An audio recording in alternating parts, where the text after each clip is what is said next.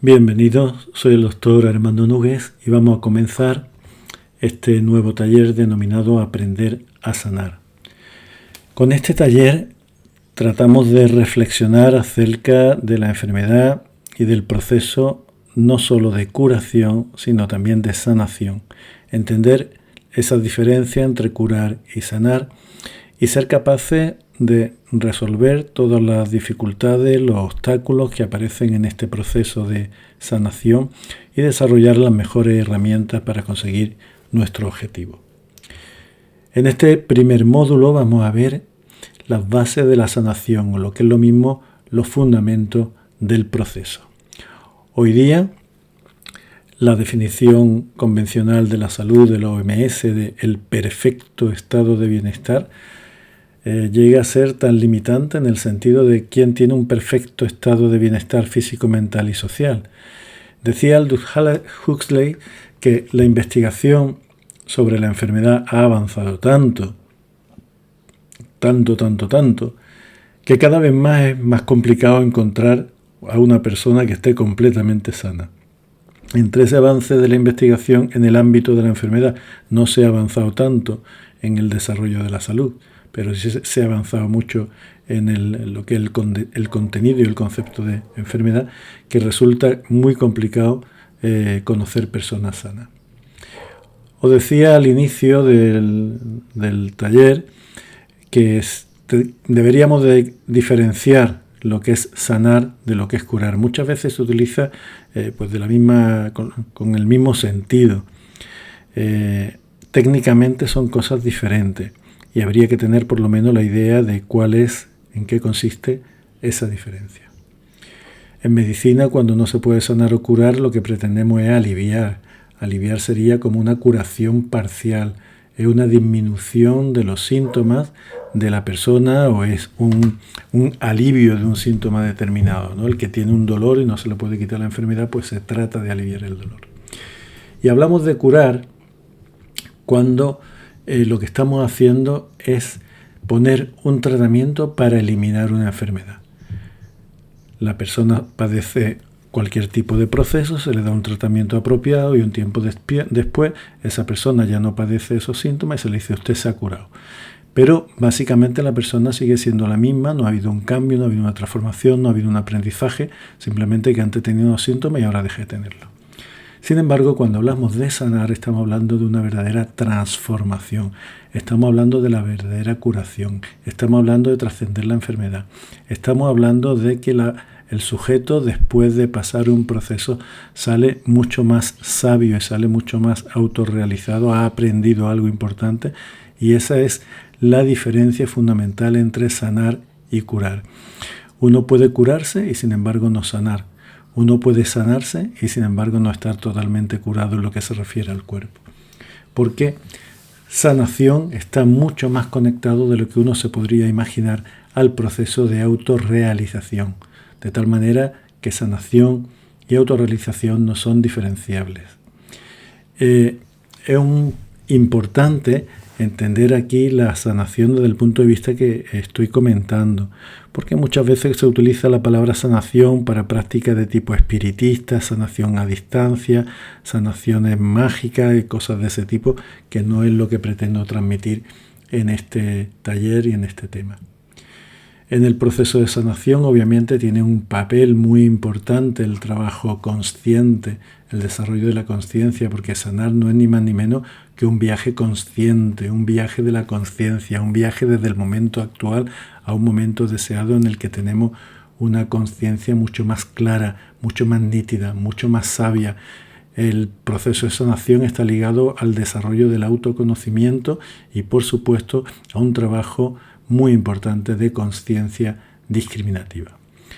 Hace muchos años, cuando me introduje en el mundo de la homeopatía, leyendo el Organón de Hahnemann, encontré un concepto que me llamó mucho la atención.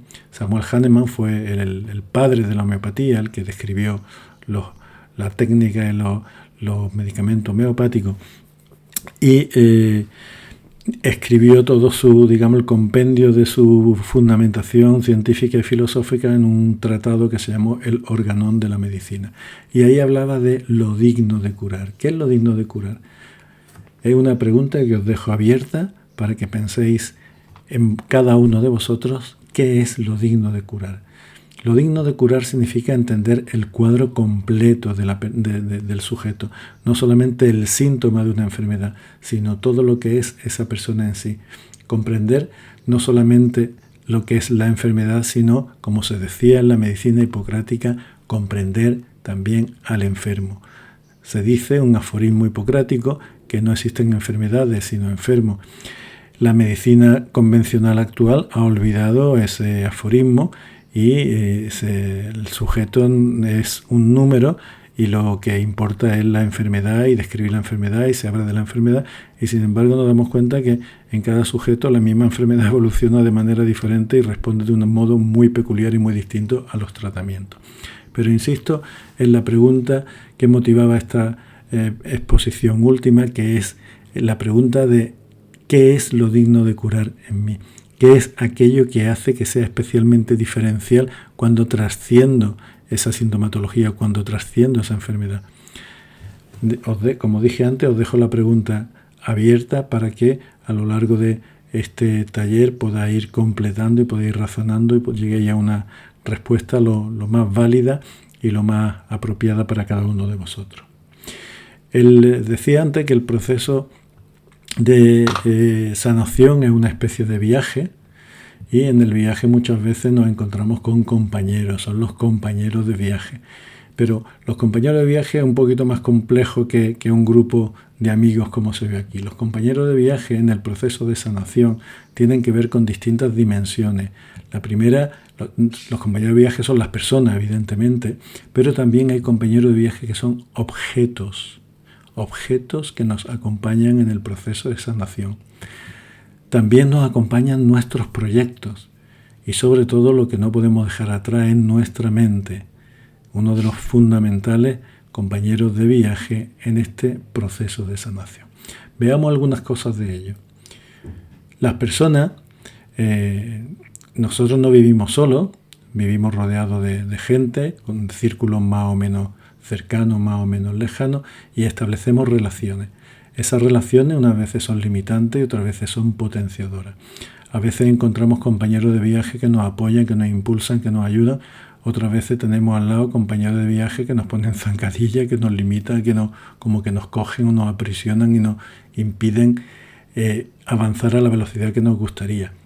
Incluso en esos casos podemos utilizarlo a nuestro favor. Es decir, hay manera de transformar esa relación limitante en una relación potenciadora. Pero hay que tener en cuenta que a veces nos encontramos en contextos donde la relación que tenemos con ciertas personas es de tipo limitante. También lo veremos a lo largo de la exposición. Un grupo nuclear de compañeros de viaje es la familia. ¿Por qué? Porque comparte una genética y comparte también un ambiente en el que nos hemos criado, ¿no? Salvo en el caso de personas que se hayan criado separadas de su núcleo familiar por alguna razón, pues en realidad pues copiamos hábitos alimenticios, copiamos costumbres, copiamos hábitos de estilo de vida, etcétera, etcétera. Otro compañero de viaje muy importante que vamos a encontrar son los distintos terapeutas. Los terapeutas que nos van a ayudar como una persona cualificada que conoce el asunto y que a través de su conocimiento y su experiencia nos va a dar las mejores indicaciones en este proceso de sanación.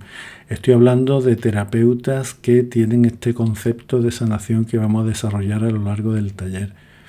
No simplemente al que administra un medicamento o al que tiene otra idea muy diferente. Y finalmente, un grupo de personas mucho más reducido, mucho más escaso, pero de una alta importancia, son los llamados maestros. Hay maestros que son lo que podríamos decir maestros formales, porque son maestros altamente cualificados que han recibido una ordenación o un título, o estoy hablando de un maestro zen, de un maestro de yoga, de un geshe tibetano, de un lama tibetano, de un maestro en filosofía vedanta. Estoy hablando de un maestro espiritual cristiano. Estoy hablando de gente que tiene un desarrollo personal, un desarrollo espiritual, que son capaces de orientarte en una dimensión más allá de lo biológico. Pero también encontramos en la vida lo que se llaman los maestros no formales. Prefiero ponerle no formales que informales, porque informales en castellano tiene otra connotación pues que es peyorativa, ¿no? Los maestros no formales serían aquellas personas que están junto a nosotros, que actúan con una cierta maestría, pero que no tienen esa cualificación de la que he hablado antes. Por ejemplo, puede ser un profesor que hemos tenido, puede ser un vecino que habla con nosotros, puede ser un amigo cercano, puede ser cualquier persona que nos da su apoyo, nos da su consejo, nos da su experiencia, comparte su aprendizaje vital y de alguna manera lo que se dice muchas veces de forma genérica, que de todas las personas es posible aprender algo. Pues hay algunas personas que no son maestros formales cualificados, pero sí tienen una cierta maestría en el arte de la ayuda y del acompañamiento. Y finalmente, el grupo de lo que en budismo se llama la sangha, que son los compañeros de viaje, las otras personas que están implicadas en el mismo proceso, lo que hemos llamado otras veces los grupos nutricios, grupos donde podemos compartir pues nuestra experiencia de manera sincera, sabiendo que somos acogidos, que somos respetados y que somos queridos. El segundo punto eran los objetos. Objetos de viaje suelen ser objetos especiales, suelen ser objetos cargados con una cierta energía, con una energía peculiar, con una energía particular. Ese objeto puede ser algo que hemos heredado de nuestro padre, de nuestro abuelo, de alguien familiar que para nosotros es significativo, de un tío, de una tía, de una persona querida.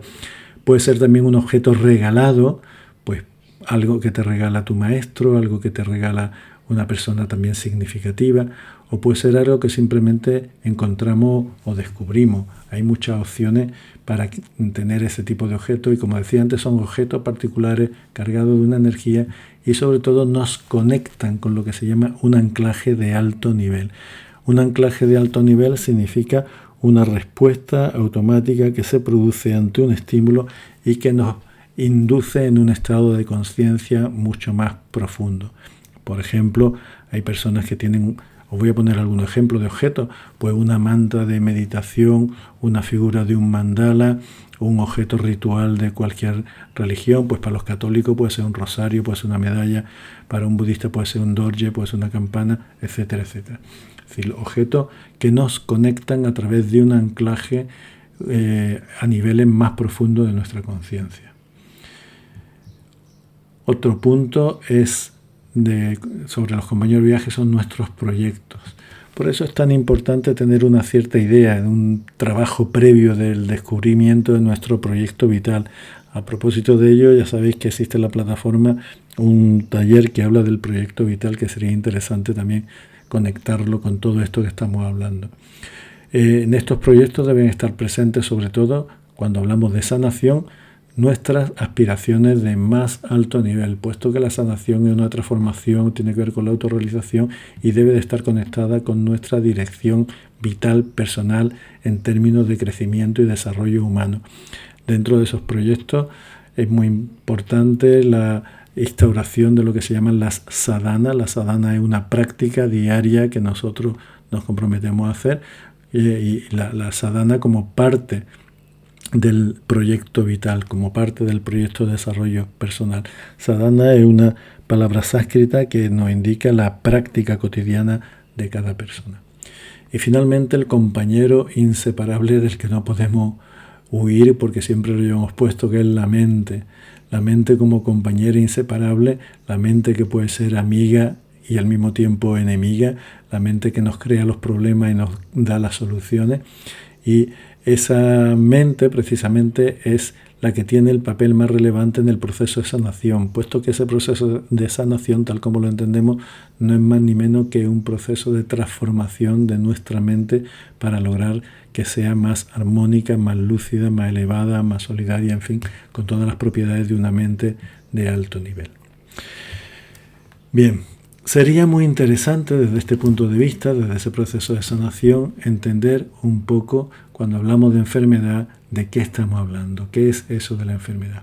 Y también hacernos una pregunta que os lanzaba anteriormente.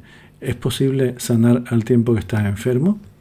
pues ahí unos dirán que sí, otros dirán que no. Es muy interesante que razonéis la respuesta, pero si habéis entendido la diferencia entre curar y sanar, seguro que tenéis un poquito más clara esa respuesta. La enfermedad, lo primero que hay que saber es que no es un estado sobrenatural, es un estado raro, es un estado natural y no es tampoco una esencia, ¿no? El ser humano esencialmente no es un enfermo, es un estado. Uno puede estar enfermo o puede estar sano, son maneras de estar en el mundo, pero sobre todo que es un estado natural, no es un estado extraordinario, es un estado que la mayoría de los seres humanos experimentamos en algún momento de la vida, que puede ser más o menos duradero. Y otra cosa que hay que entender es que el estado de enfermedad se puede producir aunque te cuiden mucho. Hay gente que tiene la idea que si se cuidan no van a enfermar, y una parte de razón tienen, en el sentido de que si te cuidas tienes menos probabilidad de enfermar. Repito, menos probabilidad de enfermar, pero no tienes una certeza de no enfermar.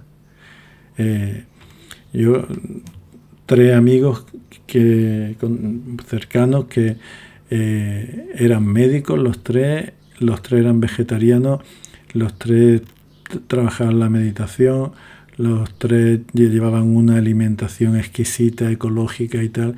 Los 3 han fallecido antes de los 60 años, uno pues con unos 40 o así, por distintos tipos de cánceres.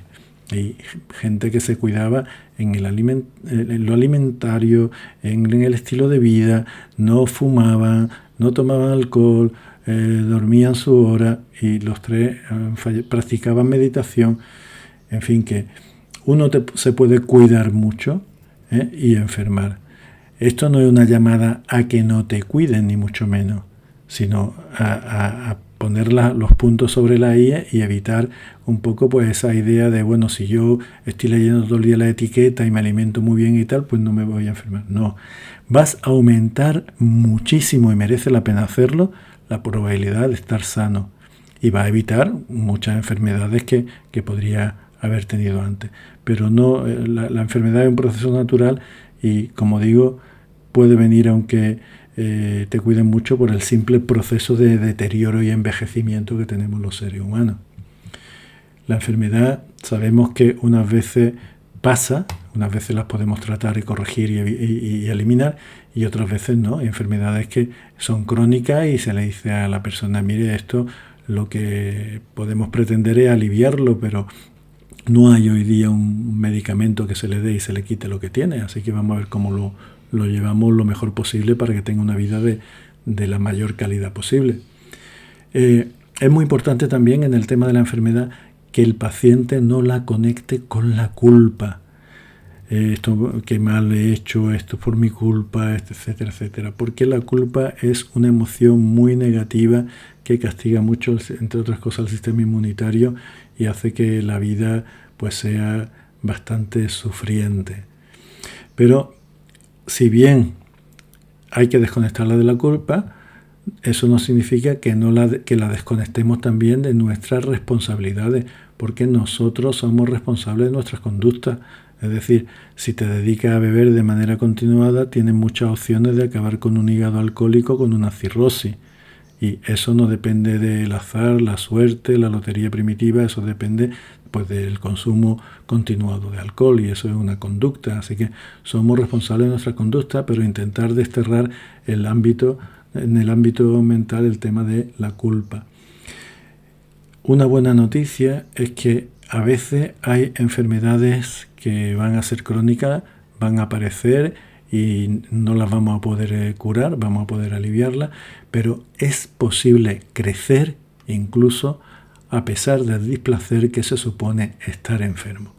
Esto venía un poco a responder la pregunta que hacía al inicio de este punto, ¿no? Si se puede sanar estando enfermo. Es posible crecer a pesar de todos los inconvenientes que supone padecer una enfermedad.